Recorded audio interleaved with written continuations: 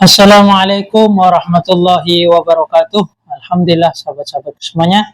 Saat ini kita melanjutkan dari kajian kita tentang kepribadian dan akhlaknya Rasulullah SAW, yaitu dari budi pekertinya Rasulullah SAW. Kemarin kita sudah membahas tentang dari minyak wanginya Rasulullah SAW. Kemudian kita akan membacakan hadis tentang cara berbicaranya Rasulullah Sallallahu Alaihi Wasallam, yang mana tentu cara bicara Rasulullah SAW ini sangat baik jika kita untuk mencontohi dari kehidupan kita pribadi. Alhamdulillah, saat ini kita akan membahas dari cara berbicaranya Rasulullah SAW. Seperti biasanya, sebelum kita memulai, kita memohon kepada Allah dengan Al-Fatihah.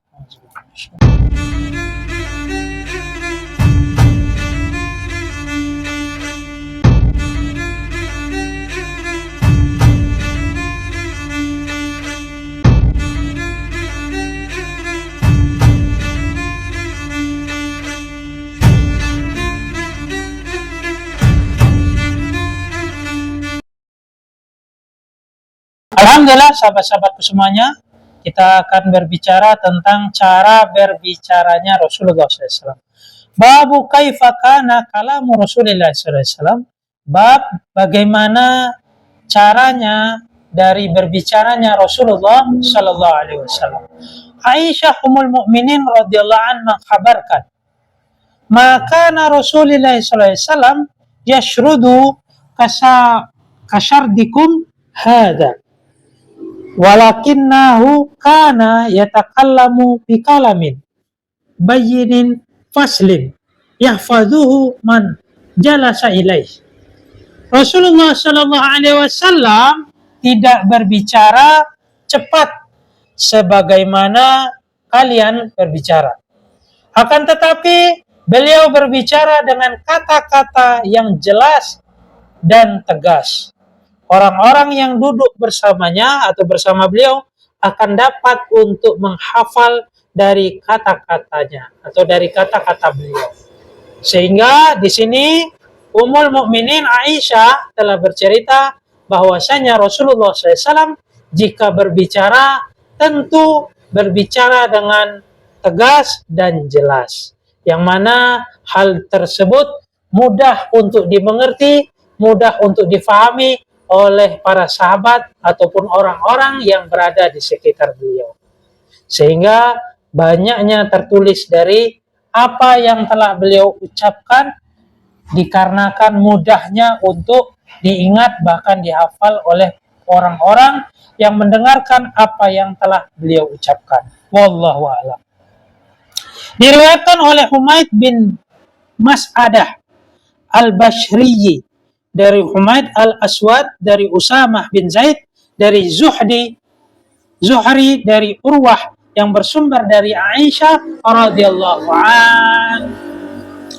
Anas bin Malik radhiyallahu an bercerita, kana Rasulullah sallallahu alaihi wasallam yu'iddul kalimat salasan lituqala anhu. Rasulullah SAW suka dalam mengulang kata-kata beliau, yang mana telah beliau ucapkan sebanyak 3 kali agar si pendengar dapat difahami. Jadi Rasulullah SAW sering dalam mengulang perkataan beliau dengan sebanyak 3 kali, yang mana ini untuk memudahkan dari si pendengar untuk memahami apa yang dikehendaki dari beliau ucapkan atau beliau sampaikan. Diriwayatkan oleh Muhammad bin Yahya dari Abu Qutaibah, Muslim bin Qutaibah dari Abdullah bin Al-Mutsanni dari Sumamah yang bersumber dari Anas bin Malik radhiyallahu anhu.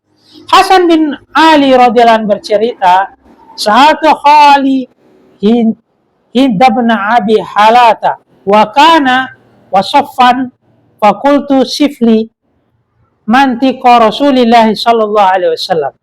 Qala kana Rasulullah sallallahu alaihi wasallam mutawassila ahzan daiman fikrati, laisat lahu rahatan, tawilan sakti, la yatakallam fi ghairi hajatin, yaftatihul kalam wa yahtatimuhu bi ismi Allahi ta'ala wa yatakallamu bi jawami'il kalim, kalamuhu faslu la fudulu wala taksiru, laisa bil jafi wala mahid, yu'azimu ni'mata wa in daqat la yazumu minha syai'an khairu annahu lam yakun yazummu dawaqan wala yamdahu wala taghdabu dunya wala makana laha ila akhiri hadis. Hadisnya panjang, teman-teman. Aku bertanya kepada pamanku Hin bin Abu Halah bahwasanya Hilal ini adalah dari saudaranya Sayyidatina Fatimah radhiyallahu anhu, yaitu putri dari Rasulullah sallallahu alaihi wasallam, yang mana ibunda Khadijah, beliau menikahi Rasulullah SAW dalam keadaan janda ataupun tidak memiliki suami, yang mana dari suami pertamanya telah memiliki anak, yaitu Hin ini, atau bisa disebut Hin bin Abu Halah, yang mana dari suami Siti Khadijah sebelumnya. Kemudian beliau juga termaksud ketika terjadinya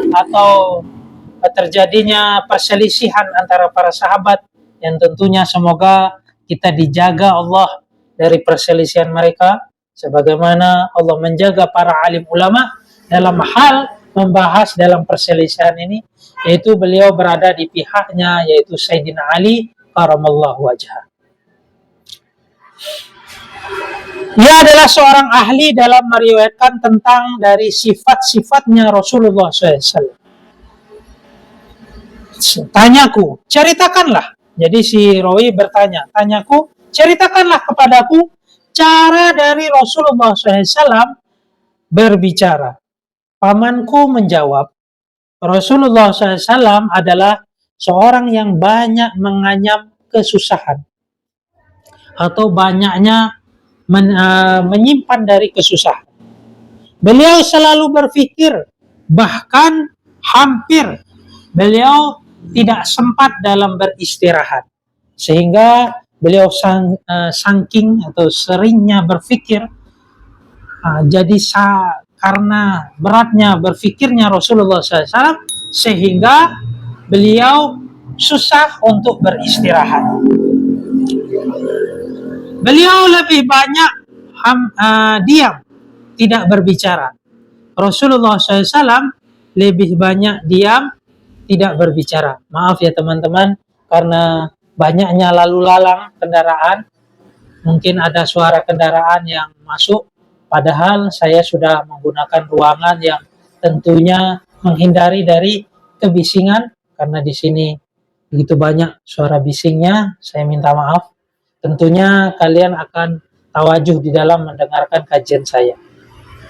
Rasulullah SAW sedikitnya berbicara karena seringnya diam.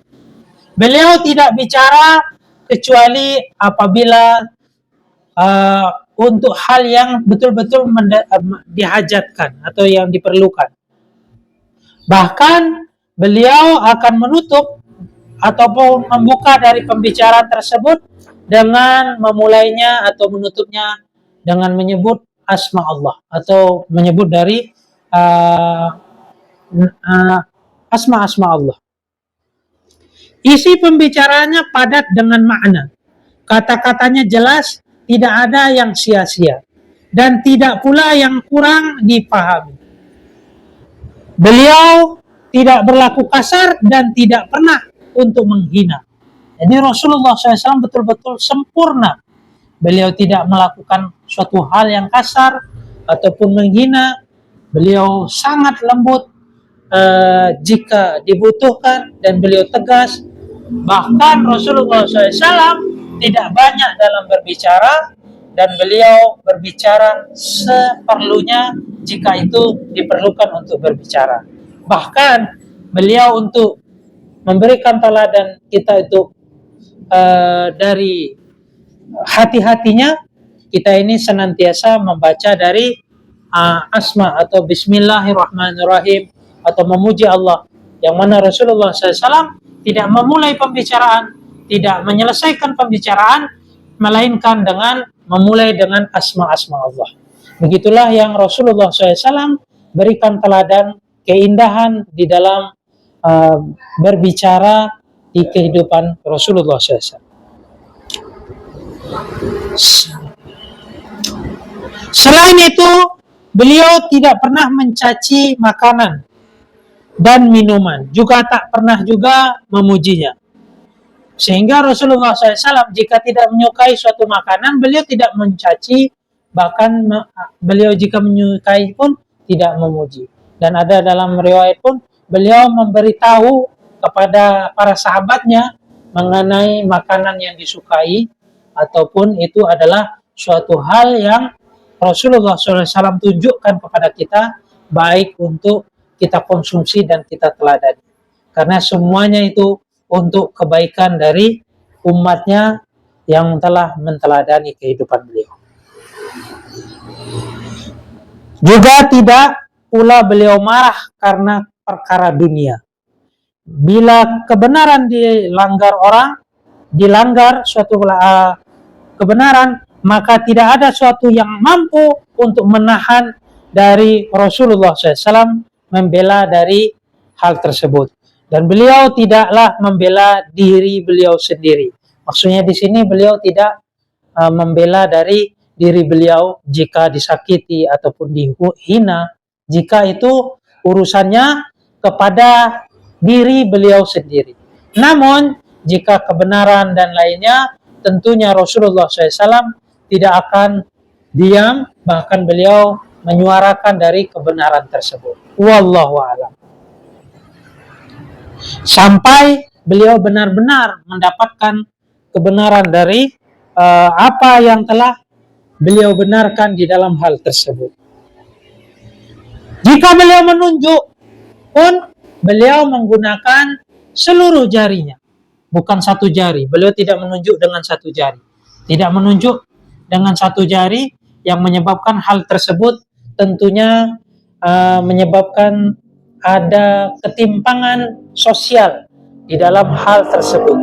Karena Rasulullah SAW tidaklah Allah wujudkan, Allah ciptakan, melainkan menyempurnakan akhlak manusia. Sehingga jika beliau menunjuk seseorang ataupun menunjuk sesuatu, maka beliau menunjuknya dengan seluruh jari-jarinya.